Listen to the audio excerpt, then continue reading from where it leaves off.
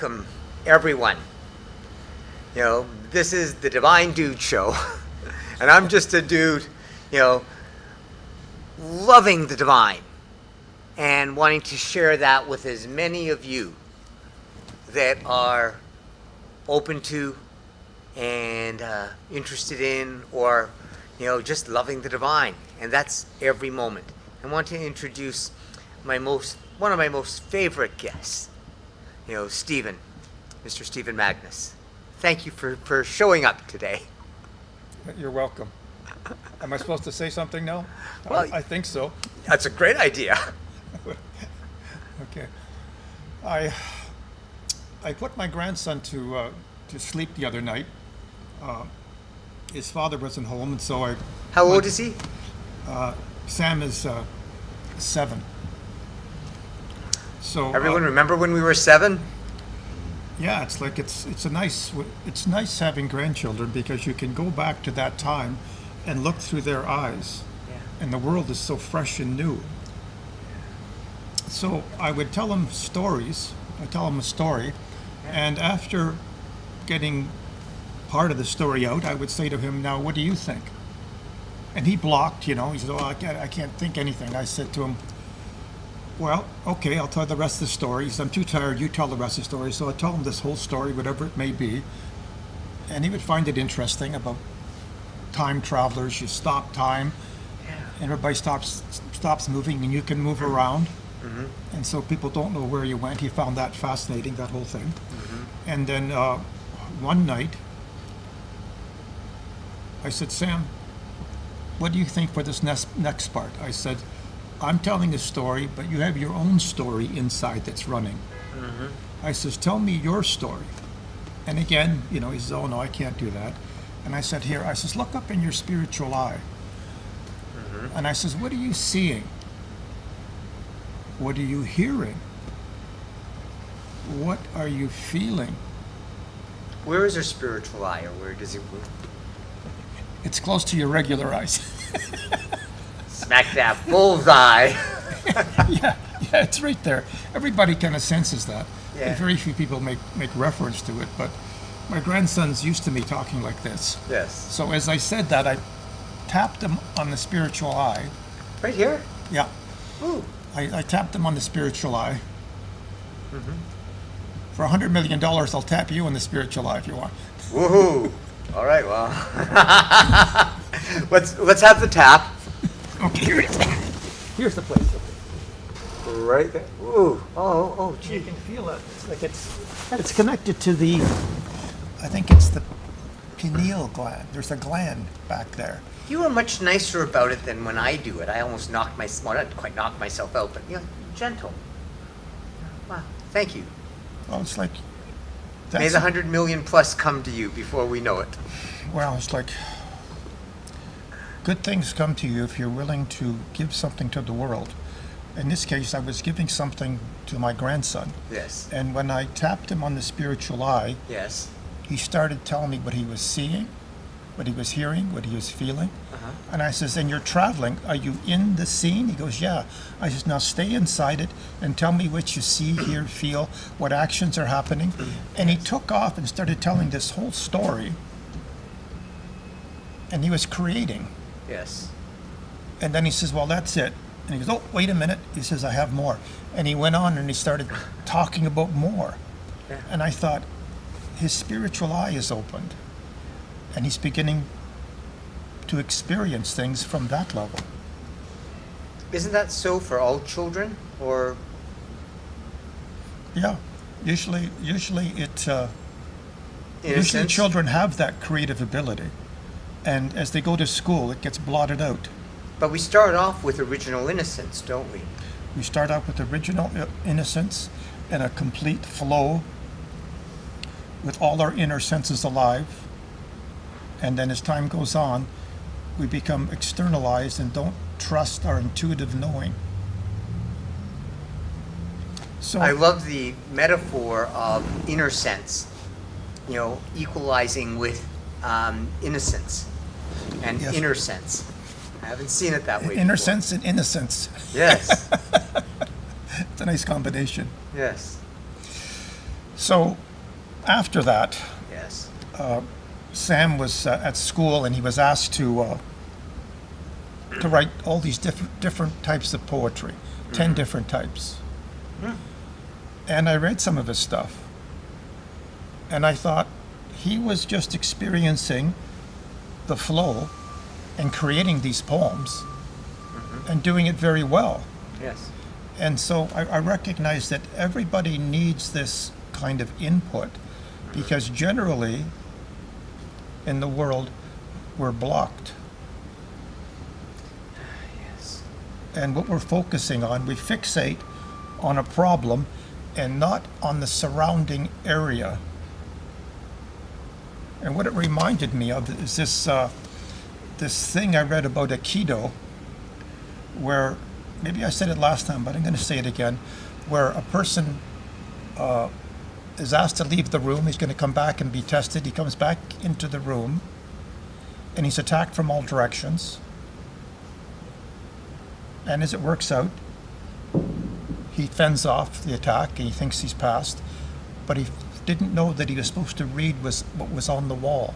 On the 4 walls, something was put up there.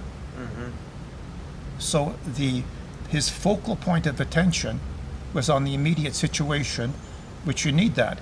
But also there has to be an encompassing awareness that allows you to read what's on the wall and to function on a higher level. So what I've been thinking of is that I'm going to tell people stories, Yes. and they're not going to be my grandson. They're going to be somebody else. And I want them to create. And in that creation, they unblock themselves and they heal themselves. Because the best therapist is the one that's with you constantly. It is yourself. So, I'm going to tell you a little story, Hilton. Yes. Please do. I had some picked out, but I'm going to go with the one that's coming through now. There was this Aboriginal man, and this is back maybe in the 1840s, 1850s. Yes. And this person came from England, and he was going around and he was collecting specimens. He was a taxidermist. And the Aboriginal man he needed the money for his family. He didn't like what he was doing, but he needed the money. And one night he dreamt he was a great bird flying through the air, and he flew back to his family. And there was great joy in seeing his family.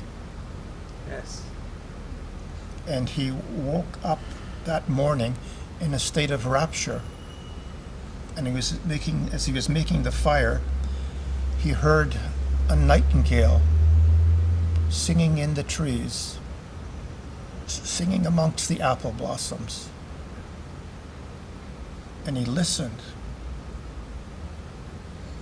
And there was such plaintive notes. And these notes of light, they hung in the air as polished rubies.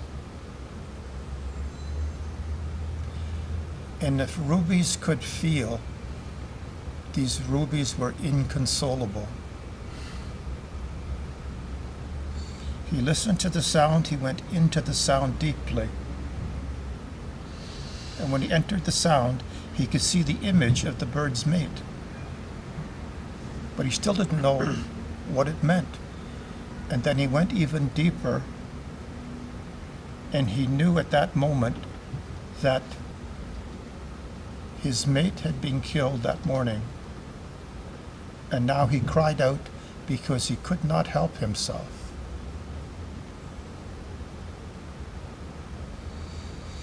Now this story takes you into a different dimension. So it's like composing music also. So what music do you hear within? what music has a form that you see within? What feelings do you have within with this part of the story? You're not my grandson, but you're certainly a cell in the body of humanity. When I get over myself and my own sense of loss for a beloved partner, Yes.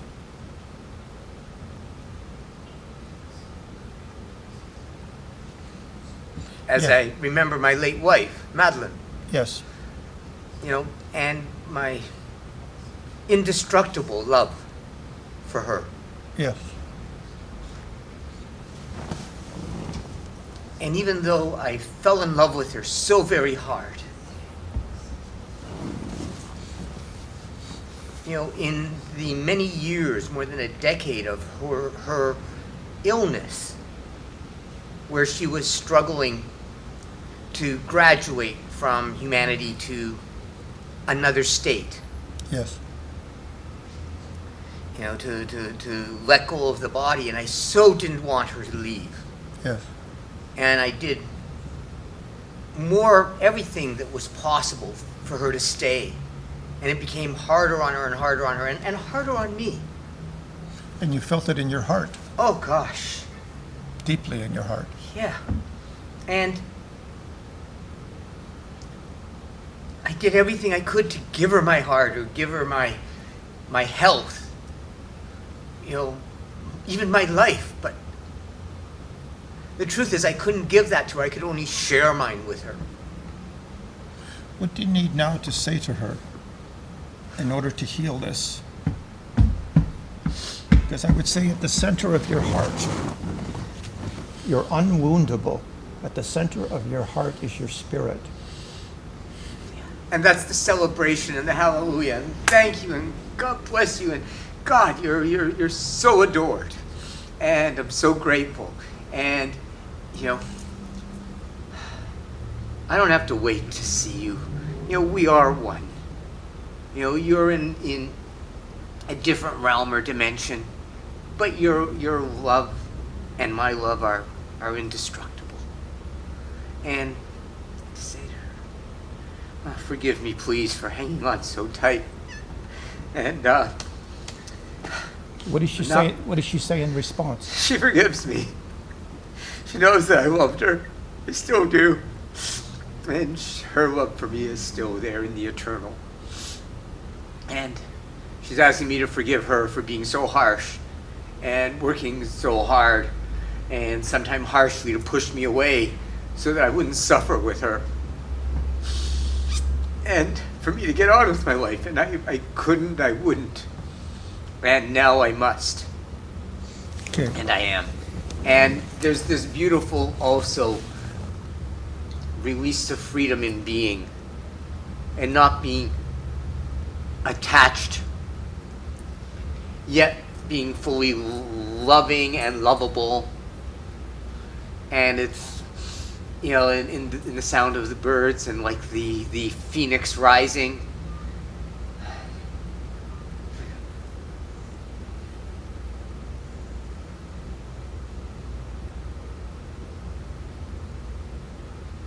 I don't know if you can hear it. I hear stuff on the inner, yes. Yes. Okay, we're going to do something right now. All right. Okay. Put your hands up here. Put your hands out here. Yeah. Here's one side of the issue. Yeah. Here's the other side. Here is the yin, here's the yang. Yes. Positive, negative, all the polarities. Yeah. Okay, but in the center is the unwoundable self, the higher self. Yeah. I want you to bring your hands together. I want you to bring it into your heart. Bring it into your heart. Open the hands now. Bring it into your heart. Okay. So that these dichotomies, these polarities, have a way of coming together. Yes. Because generally we're torn to pieces by this side, that side. Yes. High and low. I have been. Well, you and I went to a meeting, and it was just like everything is being torn to pieces all the time. We have to bring the pieces together to make ourselves whole, so we can function in the world and be channels for something higher. There's something to be said in this, prayer,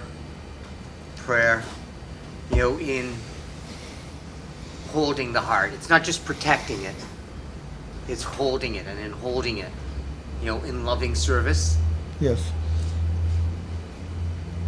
without an attachment to this or that outcome, in unconditional acceptance of what is, That's right. and the infinite unfolding of reality, or some like to call it unreality, Yes. finding then the eternal neutral oneness. Yes, it's like that's what I've been trying to do with my stories, where I'll tell part of my story and the person brings out their story, and there's two parallel stories going along, and then the two rivers come together and the whole is greater than the sum of the parts. And Yes. it's one huge river, which is the river of our spiritual neutrality, our detachment. Like today with that gentleman, Yes. I had to constantly reassert neutrality. It's hard work sometimes. Oh, yeah. Or you could- more than hard work, it is important, exquisite work. yes. And it really is, it's not with the blade out, it's actually with that flat blade and the edges, so that everyone is not just protected, and defended, but porfended for a higher good for everyone. Yeah, because we need to protect ourselves. Yeah. We don't have to chop people to pieces. In doing so. Yeah, we have to be neutral And not just in the physical, it's also in the emotional, centering our emotions, our mental, and our spiritual, Yeah. as one authentic alignment. an alignment. That's what it is. So I'm going to carry. It's funny, the alignment word, if we listen, it's all I meant. And a little bit of in. Yeah, I like, inward. you like to play with words, and Oh, that's it's nice. so much fun. It can be, yes. It can be. And that's what life's about. It's like, can you play in life? If you can play in life, you bring a whole different quality. You lighten up situations, and you Yeah. don't get caught with one side or another. Mm-hmm. Okay, I'm going to continue the story, and you tell me what your parallel story is. Yes. So the Aboriginal man was in awe of what he experienced, Yes. and he had become this nightingale, this bird. He'd become that bird and knew what the bird was going through, and he was That was grief, isn't it? Or, Well- and also transformation. it was transformation. He had to transform himself Yes. to understand how another living creature could experience. It's entering into another creature's experience as if it's your own, Oh. without being torn to pieces by it, because we're constantly being affected by the energy around us that swirls. Okay, so he kept his center, and when he came back out, Yeah. we'll call him the man from England, the hunter, a taxidermist. He said, "What are you looking at that bird for?" He says, "If I shoot that bird, it'll stuff it. It's just dead." And he says, "No, there's more going on than that." And the Aboriginal man, whose mother was a shaman, and it taught him much. He looked at the white man and he said, "No, that's not the way it is exactly." And he looked at him and he looked into his spiritual eye. And in a few seconds, he transmitted the whole experience of becoming that bird, experiencing its grief, and still maintaining neutrality. and the white man crumbled, and the mask that he'd been wearing, the mask of social consciousness, began to weep and fell from his face. And he said, these 3 years, he said, these 3 years, my wife has been gone. I wouldn't face it. And I'd be going out killing things, saying I'm just bringing back specimens, but I'd be out killing things and killing myself. He says, it stops here. I will never kill anything again. And when they did that, the nightingales started flying in circles higher and higher, and they began to spin. And they spun so quickly that they blurred. And the nightingale, the Aboriginal man and the white man, they became one spirit.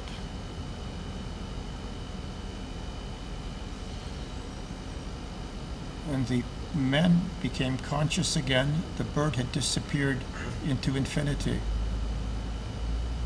And they became the knights of the nightingale. And wherever they went, they spoke only the highest truth. And people would come to them and they'd be healed in body, mind, and spirit.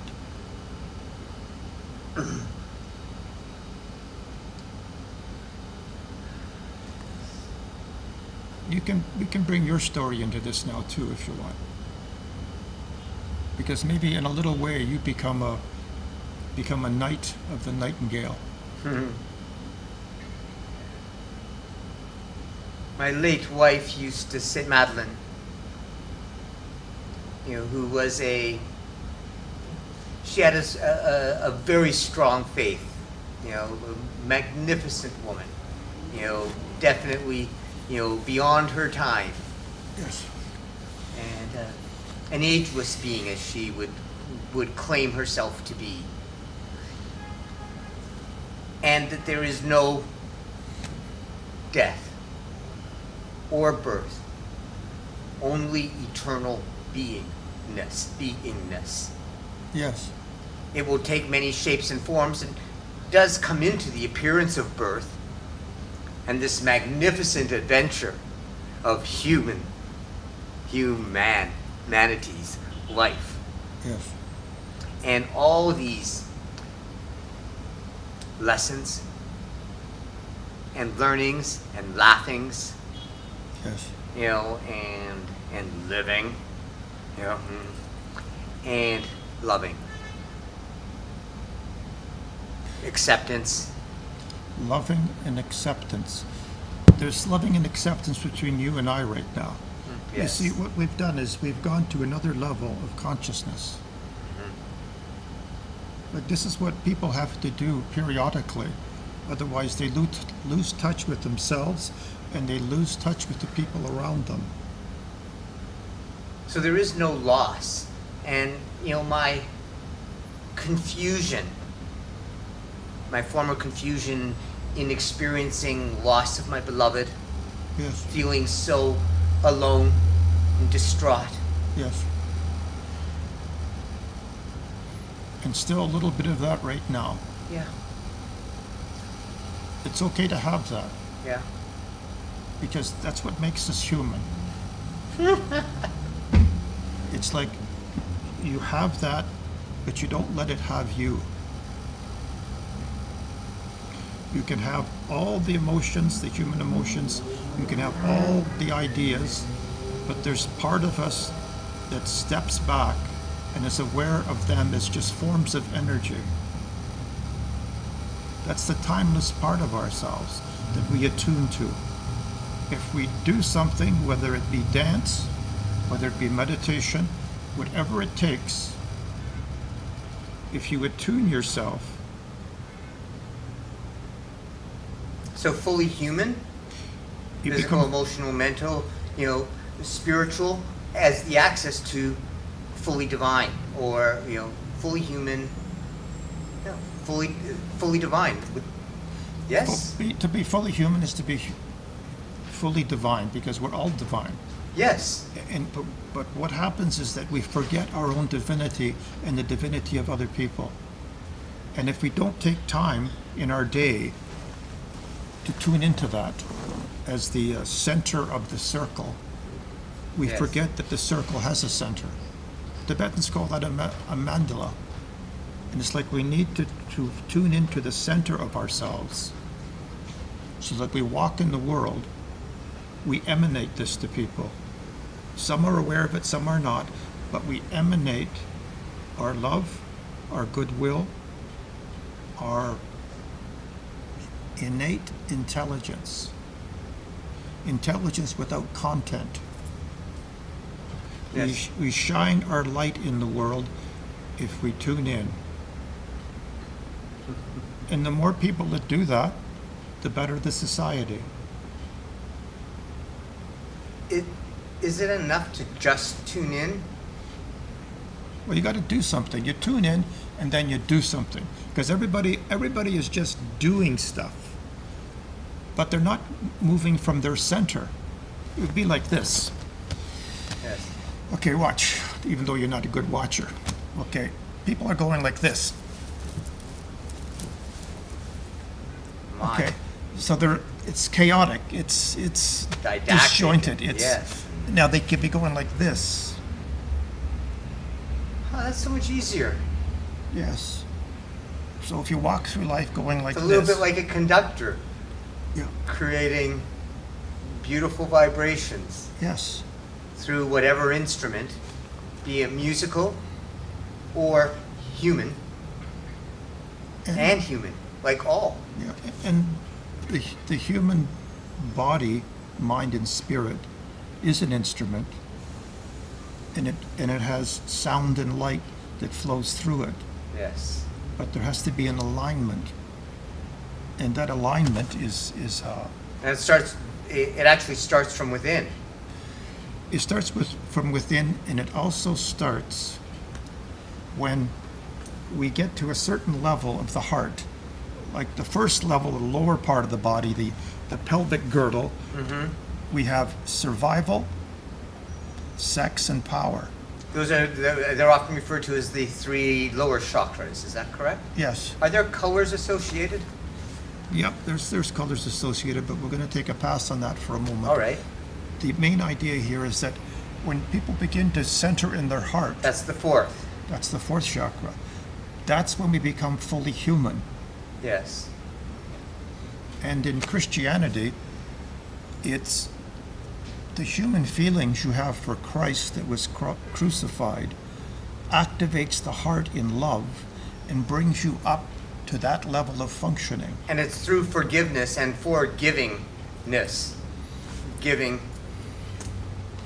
By loving yourself and loving other people unconditionally, without letting them abuse you. Because, you got to sidestep stuff, but you don't lose the loving heart for yourself and other people, but you recognize other people are functioning from lower levels, and they interpret the level of the heart as being a weakness.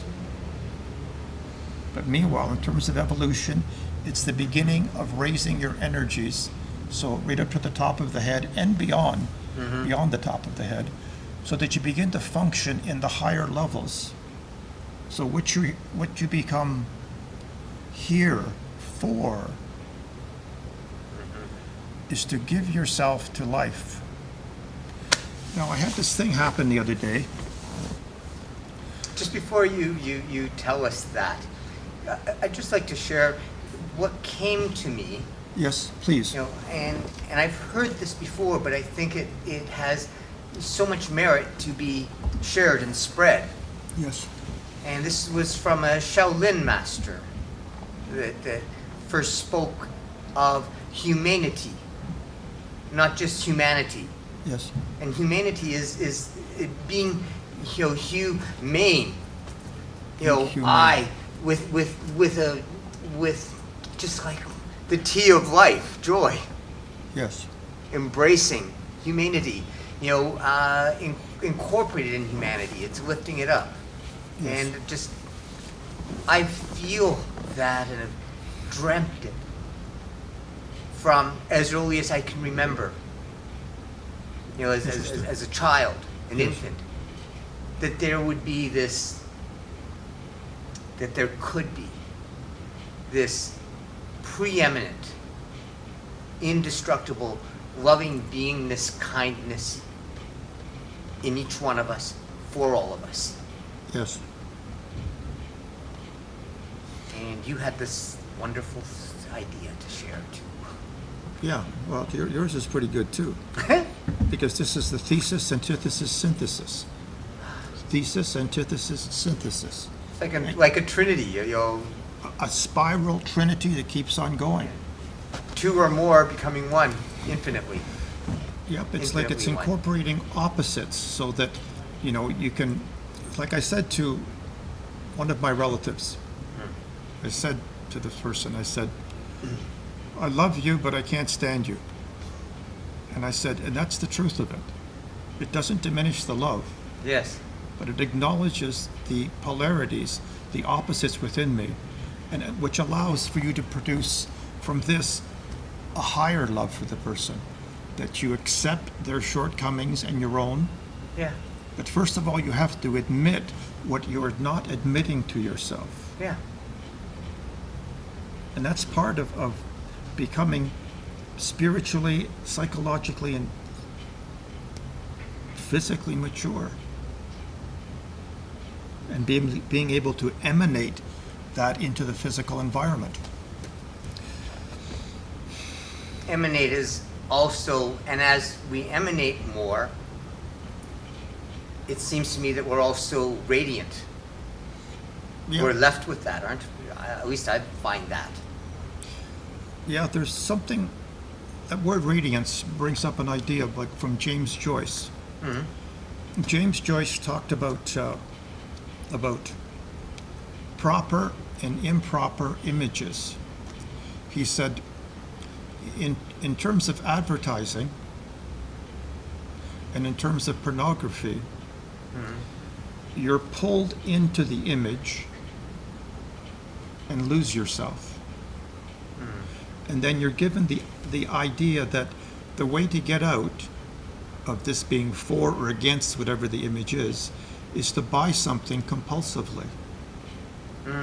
So that's the manipulation of the soul of the person to go to sleep.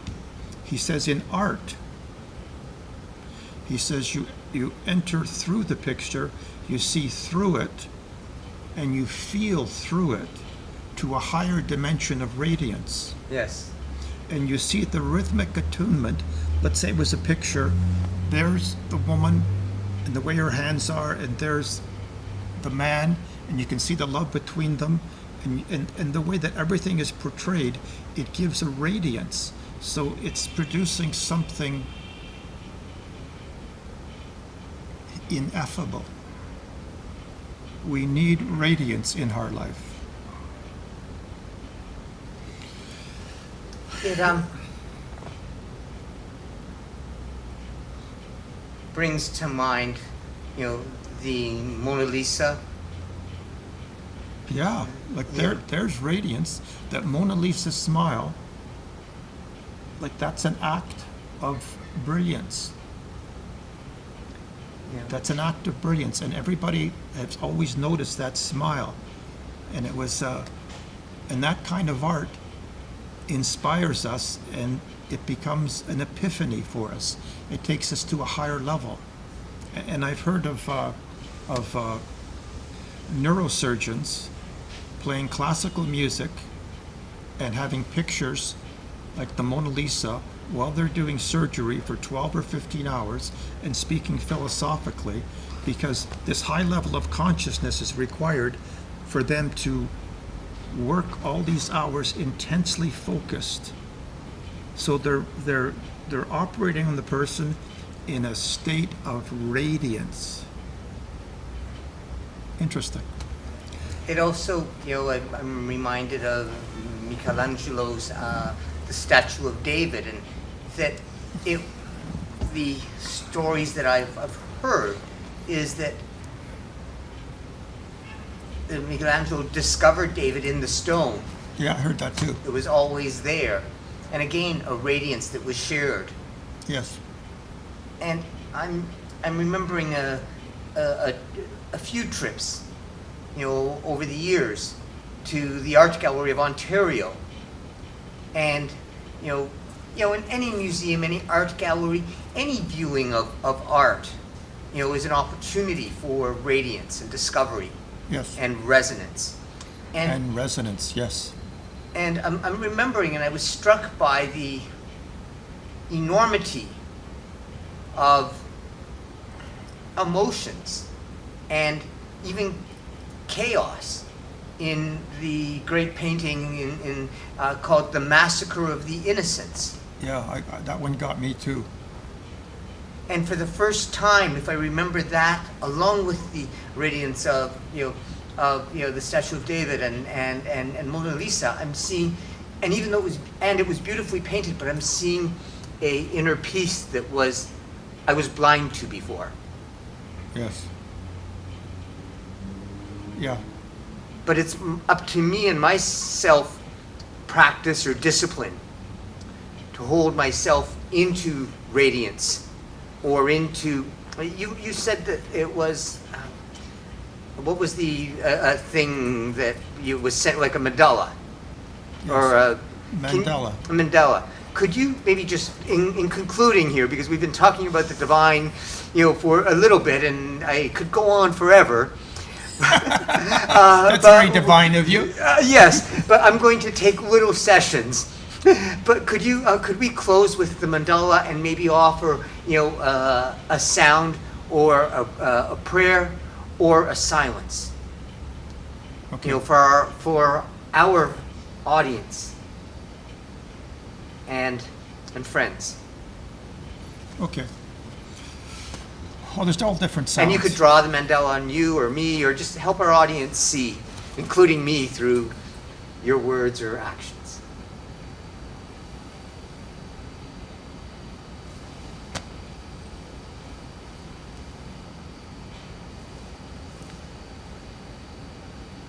Twirls. Twirls this way. And it can be a globe also. Yes.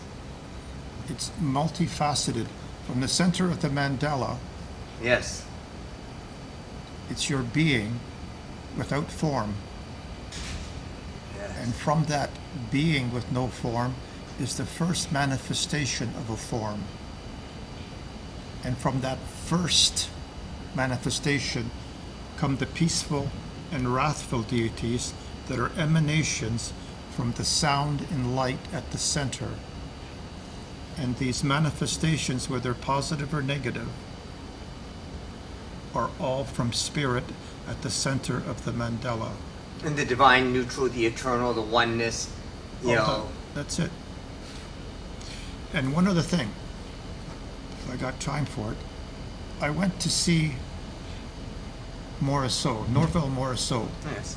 And when I went in the art gallery, I was with my wife and I looked at the picture and I said, picture to picture, isn't this interesting? I said, each picture has a different sound. Some of them have sounds you can barely hear. Some of them have chanting. And this other sound here sounds like violins or something. My wife says, there is no sound being piped in. But the shapes and the colors were evoking a response in me. So not only was it a visual experience for me, it was auditory. And as the colors got more bright, the songs and sounds and chanting became stronger.